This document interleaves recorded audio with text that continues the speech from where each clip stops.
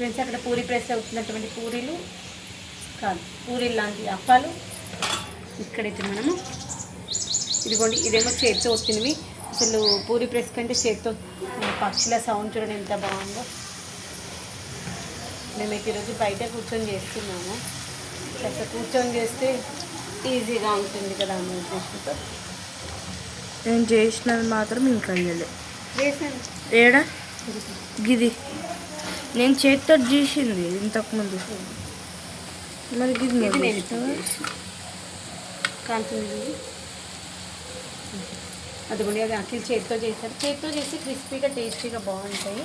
ఇప్పుడు గోలిన ప్రతి వాటిని ఇలా తాంబాలంలో అయితే పెట్టుకున్నాను.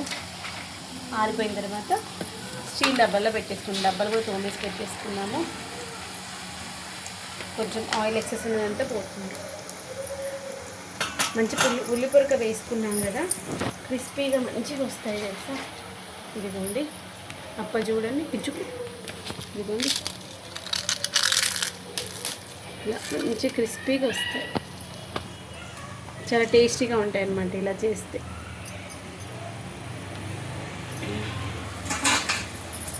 నాన్న వెళ్ళి వచ్చేసింది. స్టవ్ ఇంతుండే.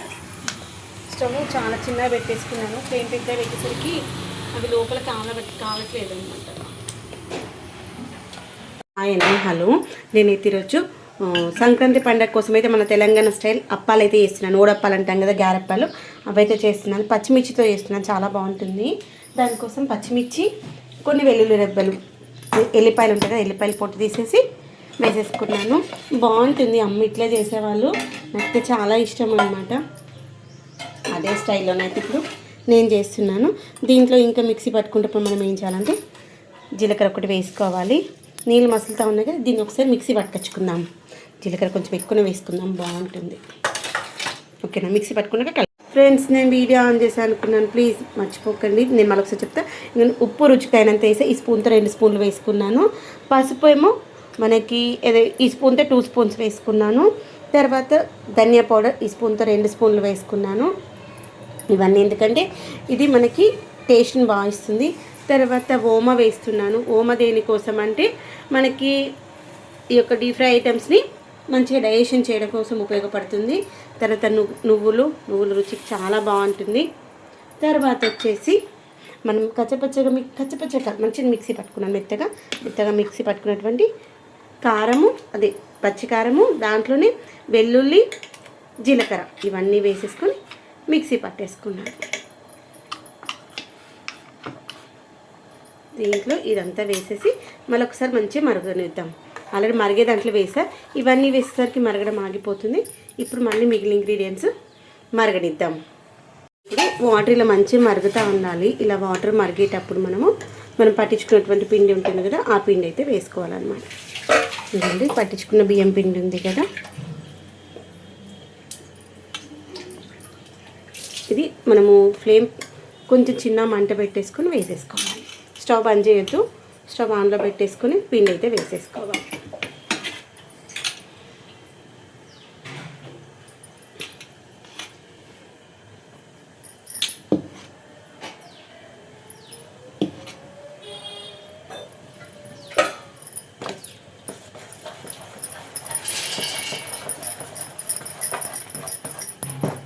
ఈ యొక్క వాటర్కి కన్సిస్టెన్సీ సరిపడంత వేసుకోవాలి. నేనైతే అందాజ కొద్ది వేస్తాను.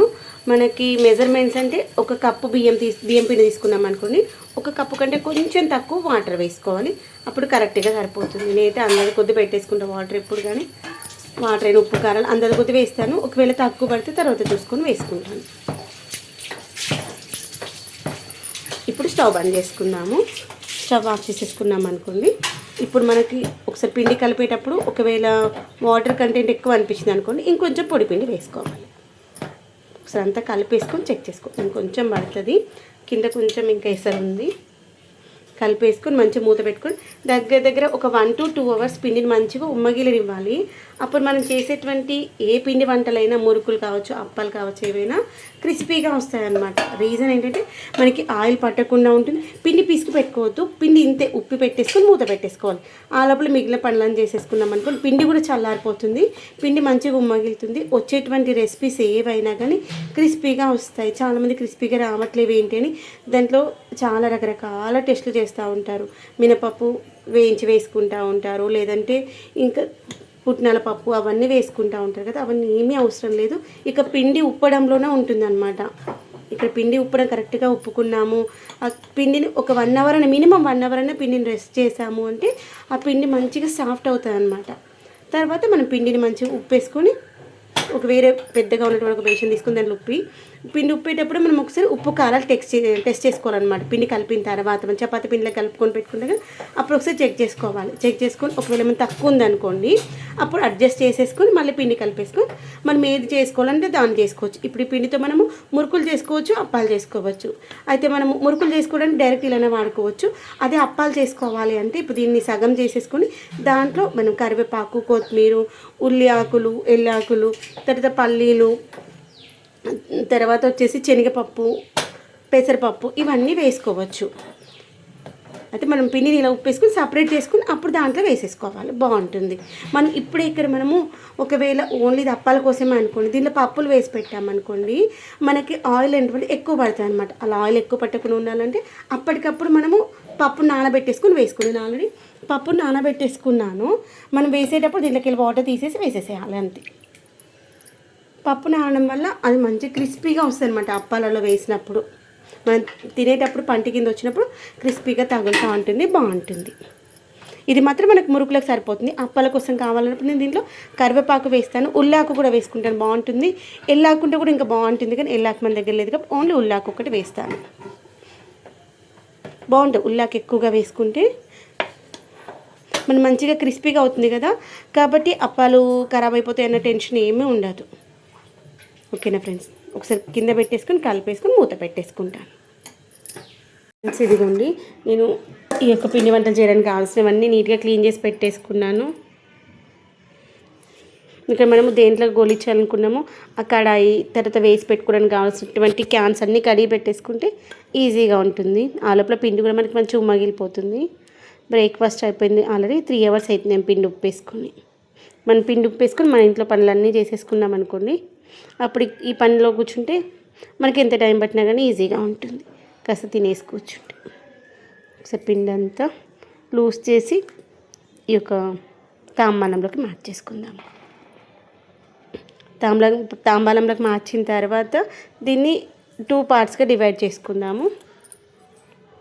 అందుకే మనం వేసిన ఇంగ్రీడియంట్స్ అన్నీ మంచిగా కలవాలి కదా, అందుకోసమని ఒకసారి అంతా తాంబలంలోకి మార్చేసి పిండి అంతా ఇలా లూజ్ చేసిన తర్వాత మనము వాటర్ వేసుకుంటూ మనం చపాతీ పిండి ముద్దకి ఎలా అయితే కలుపుకుంటామో అలా కలుపుకోవాలి. ఎందుకంటే మనం వాటర్లో వేసిన ఇంగ్రీడియంట్స్ అంతా ఈవెన్గా కలిసిందా లేదా, కొన్నిసార్లు ఒక్కొక్క దగ్గరే ఎక్కువగా ఉందనుకోండి అప్పుడు అక్కడ ఉప్పు కారాలు ఎక్కువ ఉంటాయి, కొన్ని ప్లేసెస్లో కలవని ప్లేస్లో చప్పగా ఉంటుంది. అందుకోసమని అక్కడక్కడ ఇలా పిండి ముద్దలా వస్తుంటుంది, వాటన్నింటినీ బ్రేక్ చేస్తూ చేసుకోవాలి. లేదు అంటే మనము గోలిచ్చేటప్పుడు అవి టప్పని పేలే ఛాన్సెస్ ఉంటుంది. అందుకే పిండి కలుపుకునేటప్పుడు నీట్గా కలుపుకోవాలి.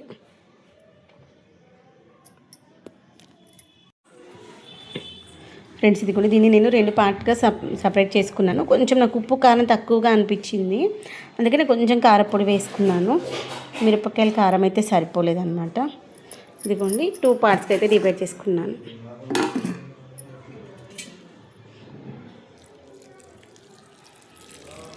దీంట్లో మనము వాటర్ వేసుకొని ఏం కావాలి కొంచెం కొంచెం వాటర్ వేస్తూ చపాతీ ముద్దలాగా కలుపుకోవాలి.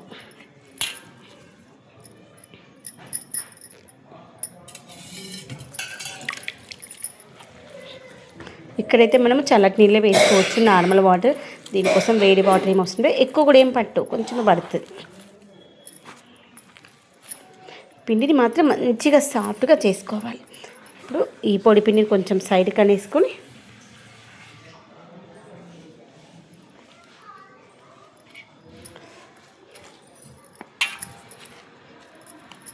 నేను ఒకసారి మొత్తం కలిపిన తర్వాత చూపిస్తాను. ఉల్లి పొరక, తర్వాత వచ్చేసి కరివేపాకు.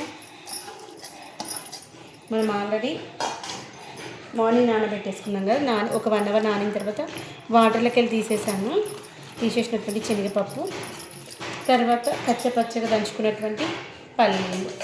ఒక్క నిమిషం ఆపు. నెక్స్ట్ పచ్చగా దంచుకున్నటువంటి పల్లీలు. పొట్టు చెరిగేయాల్సిన అవసరం లేదు. పొట్టులో కూడా మనకు కావాల్సినటువంటి చాలా విటమిన్స్ ఉంటాయి. మనం పొట్టు చెరిగేస్తాం కానీ పొట్టు కూడా ఆరోగ్యానికి చాలా మంచిది. పొట్టుతో సహా వేసేసాను. ఇవన్నీ వేసి ఒక్కసారి మంచిగా కలుపుకున్న తర్వాత వాటర్ వేసుకోవాలి. అప్పుడు అన్నీ వేసినవన్నీ ఈవెన్గా కలిసిపోతాయి. మళ్ళీ వాటర్ వేసాక కరెక్ట్గా కలవదు.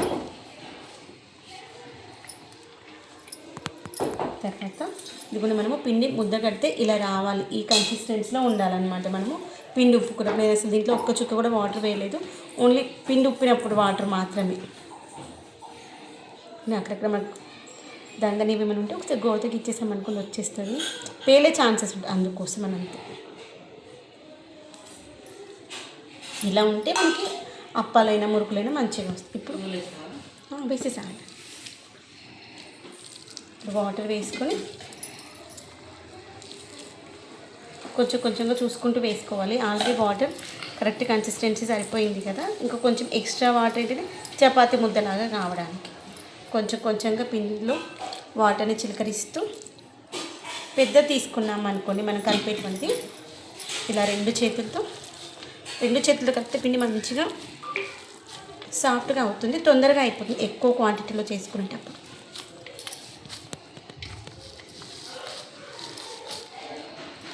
పిండి మనం కలుపుకోవడంలోనే మనకు ఈ యొక్క రెసిపీ అనేటువంటి టేస్ట్ బాగుంటుంది. లేదంటే గట్టిగా రావడము అలా ఉంటుంది అన్నమాట. పిండి ఒక 5 మినిట్స్ అయినా మంచిగా కొంచెం వాటర్ వేసుకుంటూ సాఫ్ట్ చేసుకోవాలి. చూపిస్తాను. నేను మురుకులో కూడా పిండి అలానే తయారు చేసుకున్నాను. ఇదిగోండి, పిండి ఇలా మనము టచ్ చేసి లోపలికి వెళ్ళాక చేతికి ఏమంటుంది అనమాట. ఈ కన్సిస్టెన్సీలో రావాలి.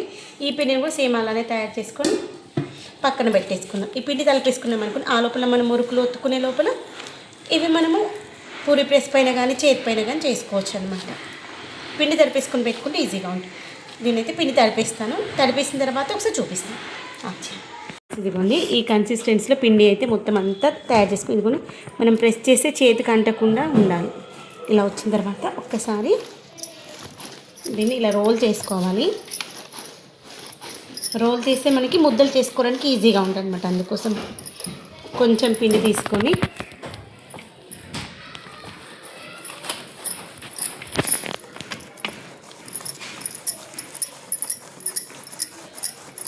ఇలానే తాంబాలంలో రోల్ చేసామనుకోండి ఈజీగా ఉంటుంది అన్నమాట.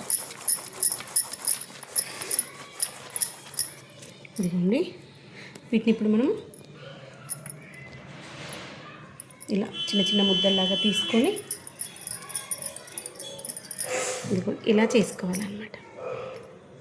ఇప్పుడు ఇలా కట్ చేసి పెట్టేస్తే తర్వాత మనం చేసే ముందు అన్నిటిని ఒకసారి రోల్ చేసుకుంటూ పూరి ప్రెస్లో పెట్టేసి ఒత్తేసుకోవడం, అంతే ఈజీగా అయిపోతుంది. దీంట్లో మనం కొంచెం శనగపప్పు పల్లీలు ఎక్కువగా వేసుకున్నాం కదా, తినేటప్పుడు క్రంచీగాను టేస్టీగాను ఉంటాయి.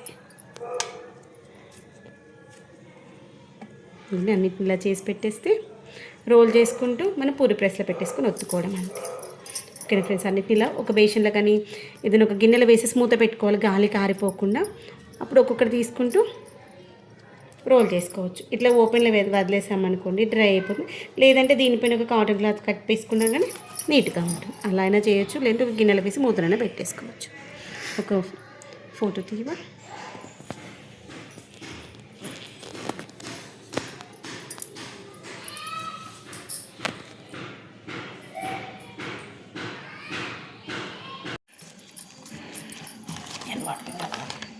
నీ చేతులు వస్తాయి కదా,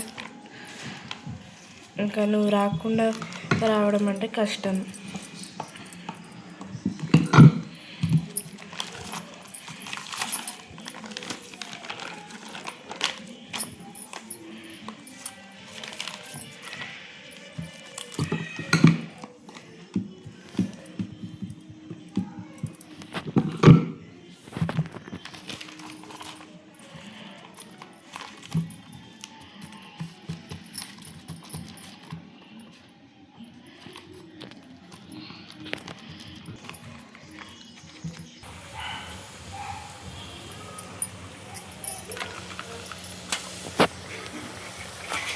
మొత్తం పొయ్యిలో పెట్టే ఫోన్ స్క్రీన్ దూరం పెట్టేసి జూమ్ చేసి నువ్వు